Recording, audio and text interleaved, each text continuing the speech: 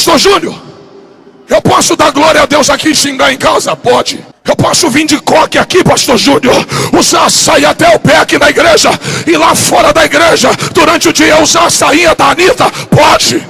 Eu posso tomar santa ceia e depois tomar cerveja? Pode. Eu posso ter a minha mulher de casada e amante lá fora sem o pastor saber? Pode. Eu posso, pastor, ter 3 homens, 4 homens? Pode. Eu posso xingar palavrão? Pode.